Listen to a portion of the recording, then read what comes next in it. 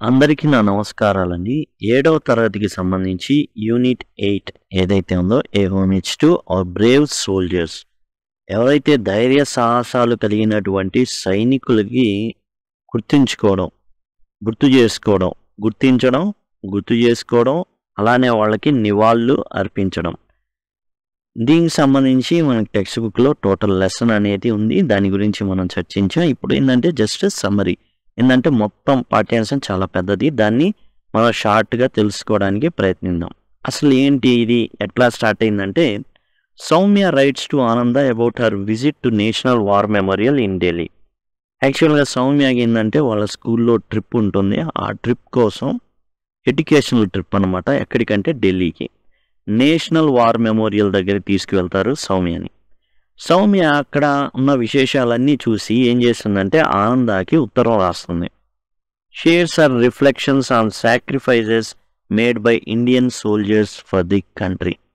దేశం కోసం ఏవైతే త్యాగాలు ఉన్నాయో సైనికులవి అవన్నీ కూడా నేషనల్ వార్ మెమోరియల్లో జీవితాన్ని త్యాగం చేసిన వాళ్ళు కొందరైతే, అవయవాల్ని త్యాగం చేసిన వాళ్ళు మరికొందరు, ప్రాణాలని కోల్పోయిన వాళ్ళు కొందరైతే, తమ సభ్యుల్ని ఎవరైతే వెళ్ళారో టార్గెట్ అచీవ్ చేయడానికి, ఏదైతే శత్రు స్థావరాలని కబళించడానికి వెళ్ళారో వాళ్ళ శత్రువుల బారి నుంచి తన యొక్క సైనికుల్ని, బెటాలియన్స్ని, ఆర్మీలో ఉన్న కొంతమందిని కాపాడుకున్న వాళ్ళు కొంతమంది. ఈ విధంగా అక్కడ చాలా విషయాలు అనేవి ఉండడం జరిగింది. ఈ నేషనల్ వార్ మెమోరియల్లో యుద్ధ స్మారకం అనమాట. జాతీయ యుద్ధ స్మారకం అంటే అక్కడ ఎవరైతే చనిపోయారో, ఎవరైతే ధైర్య సాహసాలు ప్రదర్శించారో వారి యొక్క మొత్తం జీవిత చరిత్రలు అనేవి అక్కడ మనకి దొరకడం జరుగుతుంది. జీవిత చరిత్ర అంటే వాళ్ళు ఏదైతే యుద్ధంలో చేసినటువంటి విశేష కృషి అక్కడ మనకి తెలుస్తుంది. నేషనల్ వార్ మెమోరియల్ ఓవర్వ్యూ అనేది మనం చూద్దాం. Soumya describes the national war memorial, its construction, its importance in commemorating the brave soldiers. Soumya రాసేది మొత్తం దేని గురించి అంటే జాతీయ యుద్ధ స్మారకం ఏదైతే ఉందో దాని గురించి, దాన్ని ఎలా కట్టారు అనేది, అలానే ఈ యొక్క ధైర్య సాహసాలు కలిగినటువంటి సైనికుల్ని గుర్తు చేసుకోవడం అనేది ఎంత ప్రాముఖ్యత సంతరించుకుందో అదంతా కూడా సౌమ్య ఆనందాకి రాయడం జరిగింది. షీ ఎక్స్ప్లెయిన్స్ ఇట్స్ లేఅవుట్, ఎలా కట్టారు, అసలు ఎలా ఉంది, అండ్ ఫీచర్స్ ఏమేమి ఉన్నాయి, and significance of each component, ప్రతి దాని యొక్క ప్రాముఖ్యతను తెలియచేయడం జరిగింది. తర్వాత అమ్మాయి సౌమ్య ఏం చేసిందంటే సైనికుల యొక్క త్యాగాల్ని తెలియచేయడం జరిగింది. Soumya emphasises the sacrifices of soldiers, mentioning the engraved tablets with the names of fallen soldiers from various wars. Soumya విశేషాలన్నింటినీ తెలియజేస్తుంది. అక్కడున్న ఒక్కొక్క ఇటుకని ఒక్కొక్క ట్యాబ్లెట్గా పేర్కొంటారు.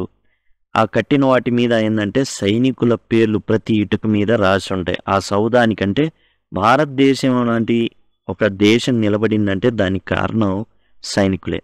She discusses the awards like Paramvir Chakra and shares stories of bravery. ఇక పరమవీర చక్ర కానివ్వండి, మహావీర చక్ర కానివ్వండి, ఇవి గ్యాలంటరీ అవార్డ్స్ అంటారు వీటిని. ధైర్య సాహసాలు ప్రదర్శించినటువంటి సైనికులకు ఇచ్చేటటువంటి అవార్డ్స్ అవన్నీ కూడా ఇక్కడ అందులో మెన్షన్ చేయడం జరుగుతుంది. వాటిని సౌమ్య తెలియజేస్తుంది.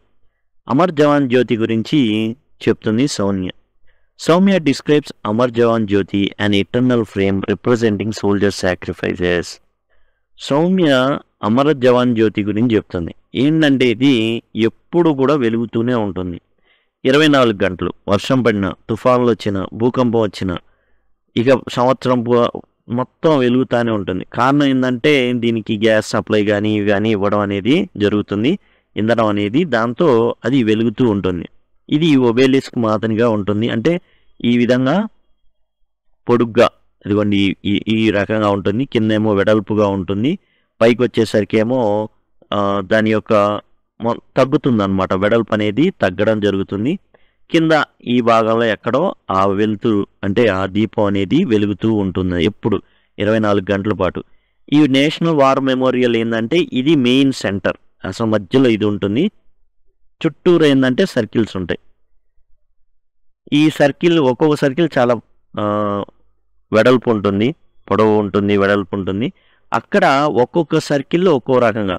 ఒక చోటేమో కేవలం చిత్రపటాలు ఉంటాయి. ఓ చోటేమో గోడలకి బ్రాంజ్ కంచుతో తయారు చేసినటువంటి 3D పిక్చర్స్ లాంటివి ఉంటాయి. ఇక లాస్ట్ సర్కిల్‌లో ఏందంటే చెట్లుంటాయి. ఈ లాస్ట్ సర్కిల్‌లో చెట్లు దేనికి సూచన అంటే ప్రొటెక్షన్‌కి.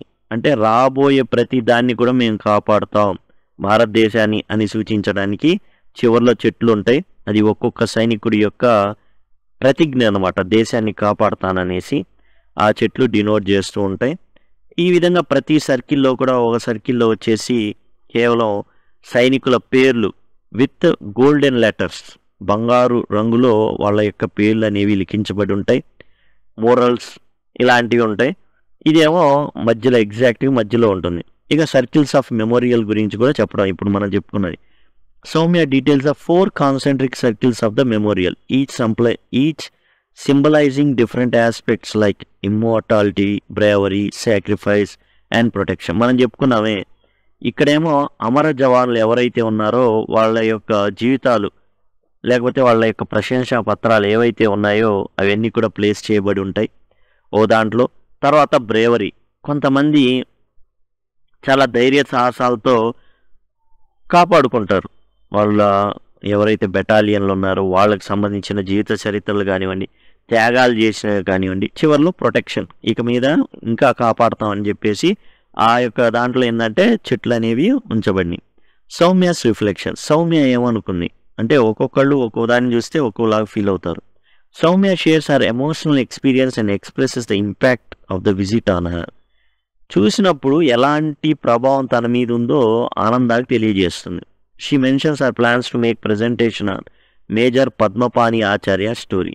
ఇక్కడ స్కూల్లో వాళ్ళు తీసుకెళ్ళినప్పుడు మరి అడిగారనమాట, మీకు నచ్చిన వాళ్ళ గురించి ప్రజెంటేషన్ ఇవ్వండి. ఒక 5 గ్రూపులుగా విభజించారు. వాళ్ళు ప్రజెంటేషన్ ఇవ్వాల్సి ఉంటుంది. అండ్ సౌమ్య వచ్చేసి మేజర్ పద్మపాణి ఆచార్య గురించి ఇవ్వడం జరుగుతుంది. ఆమె ఎట్లా ధైర్య సాహసాలతో ఆయన కాపాడడం జరిగిందో, తన యొక్క బెటాలియన్ని ఎలా కాపాడాడో, తన ప్రాణాలు కోల్పోతున్న పైన ఎక్కడో స్థావరంలో శత్రువులు కాలుస్తూ ఉంటారు.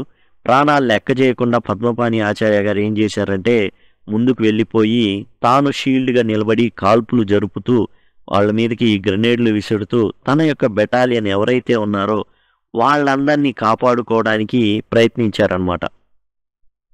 అట్లానే వాళ్ళని ఏం చేశారంటే ముందుకు పోనించి షీల్డ్ల వాళ్ళ మీద ఎట్లాంటి ఇబ్బంది కలగకుండా, వాళ్ళ మీద బుల్లెట్ల వర్షం అనేది రాకుండా తాను కాల్పులు జరుపుతూ వాళ్ళని ముందుకు పంపించడం, తన గురించి ఏమాత్రం ఆలోచించొద్దని, తన ప్రాణాల గురించి ఆలోచించకుండా ముందు ఆ శత్రు స్థావరాన్ని ముందు క్యాప్చర్ చేయమని చెప్పి పంపించారనమాట. అలా పంపించారు. వీళ్ళందరూ వెళ్ళేసి దాన్ని పట్టేసుకుంటారు. ఈయన మాత్రం గాయాలతో చనిపోవడం జరుగుతుంది. ఇక ఆనంద దానికి రెస్పాన్స్ అవుతారు. అరే చాలా పెద్ద లెటర్ రాసావు సౌమ్య, అసలు చాలా గొప్పగా ఉంది, నువ్వు అసలు చాలా చక్కగా రాసావు, నీ జీవితం చూస్తుంటే నేను కూడా ఆర్మీలో జాయిన్ అవ్వాలని ఉంది. ఆనంద response positively appreciating Soumya's detailed account. Soumya చాలా చక్కగా రాస్తుంది ఇదంతా డీటెయిల్డ్గా. మనం చెప్పుకున్నాం కదా అమర్ జవాన్ జ్యోతి కానివ్వండి అవన్నీ. ఈ reflects on war memorials as expression of gratitude, discusses his own visit to war memorial and shares a poem. ఇక అతను కూడా ఏం చేస్తాడంటే ఆనంద కూడా ఏం చేస్తుందంటే అమ్మాయి ఏం చేస్తుందంటే తాను కూడా యుద్ధ స్మారకాన్ని దర్శించి, అంటే వాళ్ళ ప్రదేశంలో ఉన్నటువంటి యుద్ధ స్మారకాన్ని, అక్కడ చనిపోయిన వారి యొక్క యుద్ధ స్మారకాన్ని దర్శించి అలానే దాని గురించిన విశేషాలని, అలానే ఒక పద్యం అనేది పువ్వు ఏం కోరుకుంటుంది, పుష్పకి అభిలాష, దాని గురించిన పద్యం అనేది ఆనంద షేర్ చేయడం అనేది జరుగుతుంది ఇంకో లెటర్లో.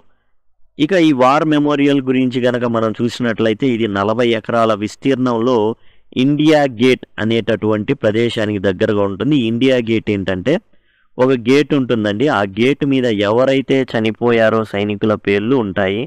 దాన్ని జనరల్గా దర్శిస్తూ ఉంటారు, ఢిల్లీలో ఉంటుంది.